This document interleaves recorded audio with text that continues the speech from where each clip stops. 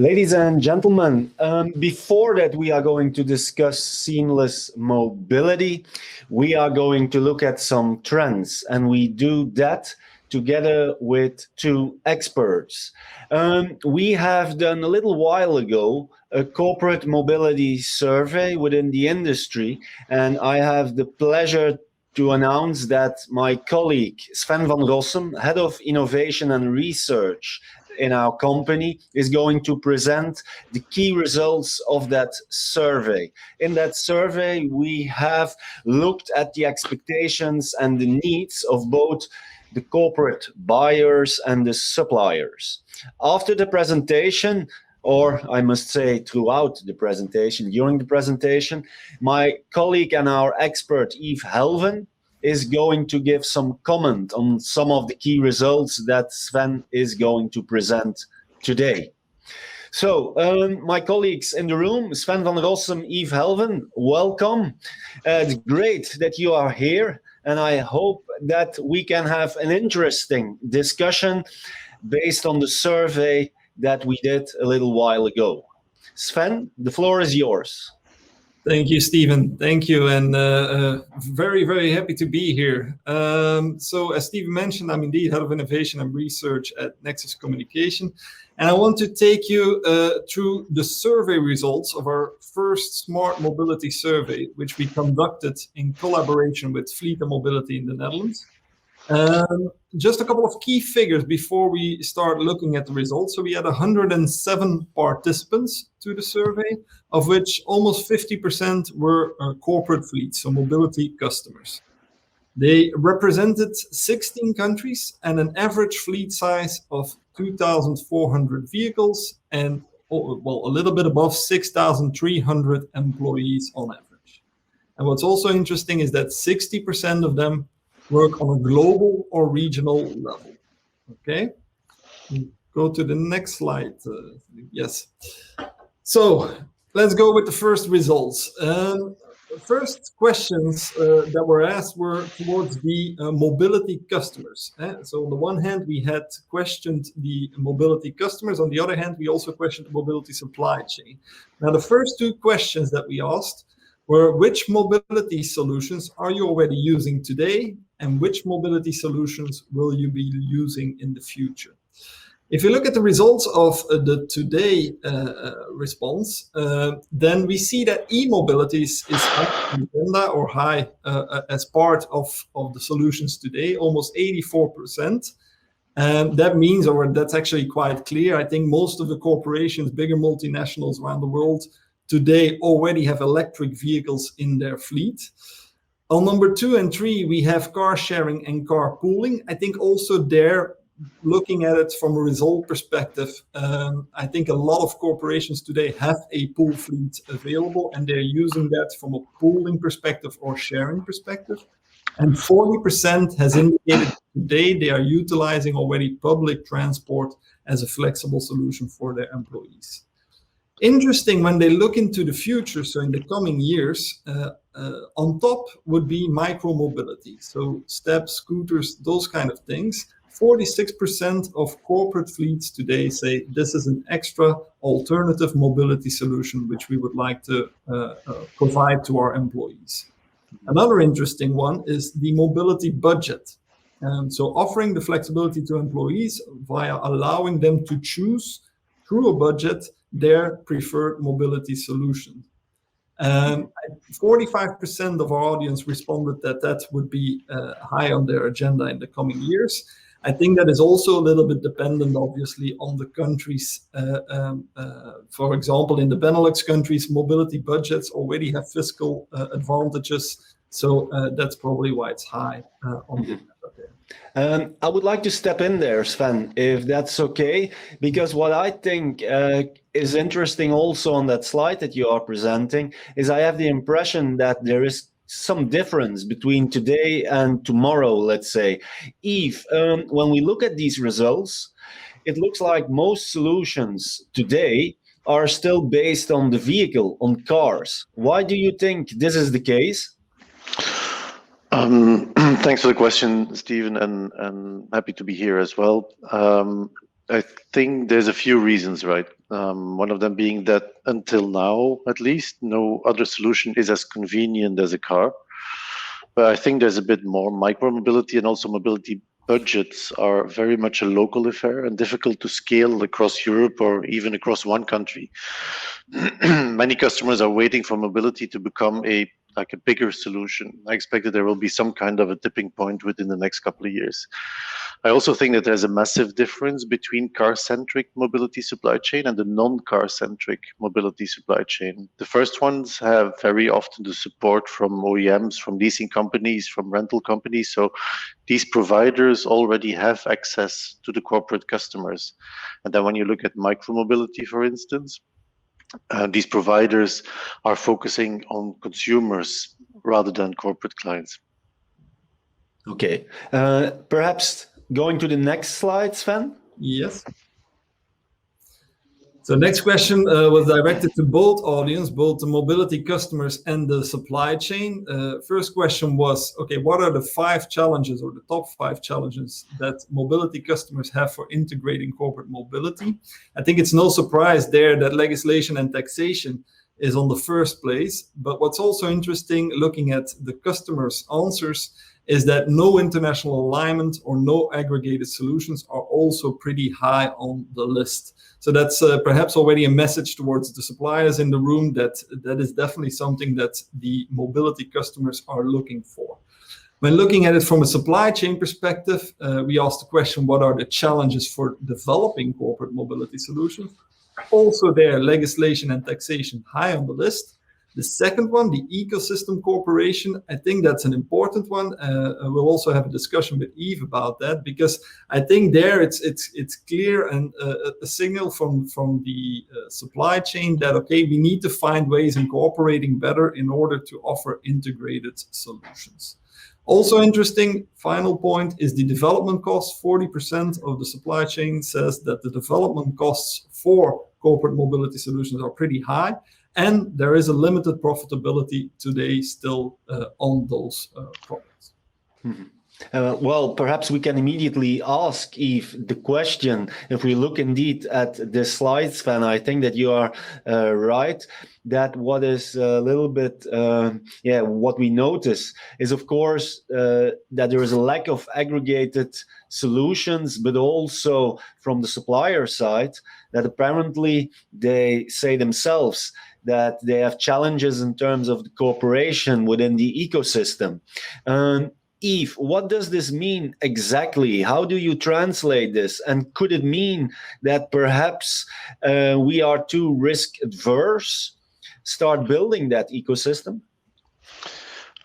Well, I'm trying to make a comparison with the leasing industry, right? So most of us don't remember, but the leasing industry, like in the 70s, 80s, looked very different from what it looks today. So there were like hundreds of small leasing companies across Europe, and the products were actually not the same, right? But then they gradually consolidated to what we have now, which is like a handful of professional vendors across the region. The one reason why the leasing companies have consolidated is because it's most probably a high investment type of business, but it's also a high return type of business. Now, when we look at mobility, it's different, right? And we see it on the screen as well. It's not profitable today, and the mobility ecosystem basically lives by the grace of their investors. And these investors are usually, venture capitals or big tech. And these venture capitals and big tech, they compete with each other. Right. Now, if your investors are fighting each other, it's not easy for the mobility supplier to build an ecosystem with their competitors. So the reality is that the ecosystem that we're talking about, that everyone is asking for, is most probably going to be the trophy for the investor with the most money, who has the solution with the largest number of consumers. Okay. It will also be interesting after this presentation. We will have a presentation of Frost and Sullivan, and they will deep dive further into that ecosystem. It will be interesting also to hear from them how they see the development of that ecosystem for sure. Next slide, perhaps. Okay, well, this was a question we asked the entire audience, really based on the home country of the participants. What are their, or how would you score effectively your home country's mobility legislative approach? Interesting, but also what was expected is that the Netherlands and Denmark are actually quite high on the list with scores above 7. I think first impression there is, of course, those are two very innovative countries in all sorts of industries. And I think given their bike approach and things like that, it doesn't surprise us today that their legislative approach is pretty well scored. Looking at other mature markets in Europe, like Italy, Spain, Germany, or France, they are a little bit lower when it comes to the scoring. There you can see that, of course, they're also car-centric markets, car manufacturer markets. So I think that might have something to do as well with how the government and the rules and regulations have been set up. Okay. Yves, anything to add when you see that ranking? I think, like Sven mentions, I think this is according to expectation. I do see a few elements that might, give a bit more context or might explain why the chart is like this. There's the fact that smaller countries are usually denser than big countries, and there's more need for mobility, so the infrastructure and the legislation follows. Another reason might be that driving a company car in Denmark or in the Netherlands is not cheap. So there is a certain incentive to develop alternative solutions. Also, the countries at the top are perhaps a little bit more conscious about sustainability and a bit less fond of cars than the ones at the bottom. Well, don't forget that the ones at the bottom are for our car manufacturing countries. So there's big tax income coming from the OEMs. So yeah, all in all, I think no surprise. It's more or less in line with what we've been thinking ourselves, right? Okay, and it will, of course, be interesting to follow that also up, for example, next year to see if that ranking has evolved. Probably it will also be based on legislation and taxation, which can change overnight, as we know. Next slide, perhaps. Yes. Okay, we've asked the mobility customers what their cost perspective was towards corporate mobility, and I think that's a very interesting one. Half of the audience or the participants said that any alternative mobility solution that they integrate in their offering towards their employees, it needs to be cost neutral. That means probably from an overall point of view is how they look at it. So it absolutely can't cost more or less. Well, less, I think, is always an option. And almost 30% actually said, for me, it's fine. We want to offer that flexibility towards our employees. So if it costs a little bit more, I don't really see any issues with that. And then almost 20% says, okay, well, if I want to include corporate mobility, it needs to have a benefit from a financial perspective. And another 5%, but I didn't put it on there, actually said that I'm not sure. So I think this is an interesting one. Okay, very good. Yves, also on this slide, I see that apparently cost neutrality is the way forward. Is that also what you think? And is that also something that the suppliers need to keep in mind? Yeah, good question. Because obviously, when people say it needs to be cost neutral, we don't know whether they have a TCO budget in mind. They include deductibility of VAT recovery and all that kind of good stuff. But from a more a philosophical perspective, what I see is that 68% of the corporate customers say that mobility cannot be more expensive than what they're spending today, right? I think that's the core thought, which is a super tough message for the mobility industry, which is an industry, like we mentioned, that's not making much money.